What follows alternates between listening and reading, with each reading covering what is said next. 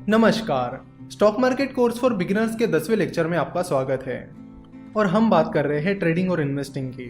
Trading और investing इस topic पर हम इतना ज़्यादा फोकस इसलिए कर रहे हैं क्योंकि हम चाहते हैं कि आपका ये बेसिक डाउट क्लियर हो जाए, क्योंकि अगर बेस ही स्ट्रॉन्ग नहीं रहेगा तो इमारत चाहे कितनी भी बड़ी बना लो वो कभी भी गिरने का खतरा रहता है। इसलिए हम चाहते हैं कि आपको इन्वेस्टमेंट अच्छे से समझे और वो लॉन्ग टर्म क्यों होनी चाहिए इसकी रीजनिंग भी अच्छे से समझे।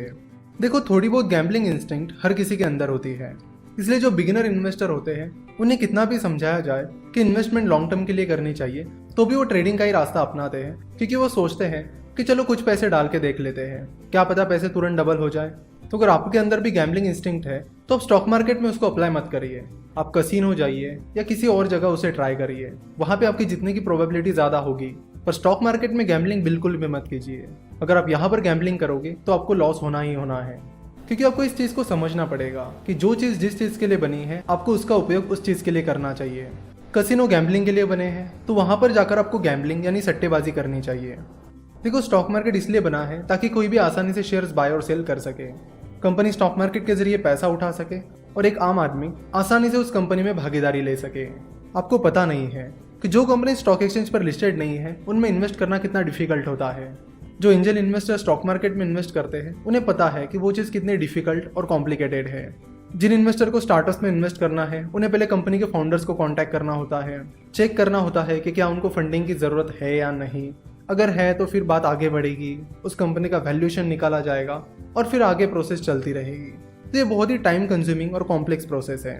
वही जो कंपनी स्टॉक एक्सचेंजेस पर लिस्टेड है उनके लिए इन्वेस्टमेंट करने की प्रोसेस बहुत ही आसान हो गई है। स्टॉक मार्केट में किसी भी कंपनी का मार्केट कैपिटलाइजेशन और उसकी शेयर प्राइस आपके सामने होती है। सो अगर आपको लगता है कि कंपनी के वैल्यूएशन के हिसाब से वो शेयर प्राइस ठीक है तो आप उसमें इन्वेस्ट कर सकते हो, और अगर आपको लगता है कि कंपनी के वैल्यूएशन के हिसाब से शेयर प्राइस सही नहीं है तो आप इंतजार कर सकते हो। तो स्टॉक मार्केट के आने से कंपनीज में इन्वेस्टमेंट करना आसान हो गया है। तो स्टॉक मार्केट इन सारी चीज़ों के लिए बनाया गया है, गैम्बलिंग के लिए नहीं। तो अगर स्टॉक मार्केट कंपनी में इन्वेस्टमेंट के लिए बनाया गया है तो आपको उसका इस्तेमाल भी उसी के लिए करना चाहिए। अगर स्टॉक मार्केट में आकर आप सट्टेबाजी कर रहे हो तो आप सट्टेबाज हो। स्टॉक मार्केट सट्टेबाजी नहीं है। स्टॉक मार्केट तो एक इन्वेस्टमेंट का प्लेटफॉर्म है। हम आशा करते हैं कि आपके सारे इन्वेस्टमेंट और ट्रेडिंग के डाउट्स क्लियर हो गए होंगे। चलो तो अब आगे बढ़ते हैं। लॉन्ग टर्म इन्वेस्टमेंट से आपको एक बहुत बड़ा फायदा मिलता है और उसका नाम है कंपाउंडिंग। कहा जाता है कि अल्बर्ट आइंस्टाइन ने कहा था कि कंपाउंड इंटरेस्ट दुनिया का 8th वंडर है। उन्होंने ये भी कहा था कि जो लोग कंपाउंड इंटरेस्ट को समझते हैं वो उसे कमाते हैं और जो लोग उसे नहीं समझते हैं वो उसे पे करते हैं। बहुत ही बड़े और सक्सेसफुल इन्वेस्टर्स जैसे कि Mister Warren Buffett, Mister Carlos Slim Helu, Mister Rakesh Jhunjhunwala, Mister Radhakishan Damani, इनके सक्सेस में कंपाउंडिंग का बहुत बड़ा रोल रहा है। चलो तो देखते हैं कि कंपाउंड इंटरेस्ट का मतलब क्या होता है। कंपाउंड इंटरेस्ट का मतलब है इंटरेस्ट पर इंटरेस्ट। फॉर एग्जाम्पल, आप 100 रुपये कहीं पर इन्वेस्ट कर रहे हो और उस पर आपको सालाना 10% इंटरेस्ट मिल रहा है या 10% रिटर्न मिल रहा है, तो एक साल बाद वो 100 रुपये 110 रुपये बन जाएंगे। और फिर दूसरे साल बाद आपको 100 रुपये पर भी 10% इंटरेस्ट मिलेगा और जो 10 रुपये का इंटरेस्ट आपको पहले साल के बाद मिला उस पर भी आपको 10% का रिटर्न मिलेगा। यानी आपको इनिशियल इन्वेस्टमेंट पर तो 10% रिटर्न मिलेगा ही, साथ ही आपको जो एक साल बाद उसका इंटरेस्ट मिला है उस पर भी इंटरेस्ट मिलेगा। फिर धीरे धीरे जैसे टाइम होराइजन बढ़ता चला जाता है, यानी अगर आप अपनी इन्वेस्टमेंट लंबे समय के लिए करते हो तो आपको इंटरेस्ट पर मिलने वाला इंटरेस्ट बहुत तेजी से बढ़ने लगता है और एक बड़ी अमाउंट बनकर निकल के आता है। चलो तो हम कंपाउंडिंग को एक एग्जाम्पल के साथ समझते हैं। सबसे पहले आपको गूगल पर सर्च करना होगा रिवर्स CAGR कैलकुलेटर। CAGR का लॉन्ग फॉर्म होता है कंपाउंडेड एनुअल ग्रोथ रिटर्न।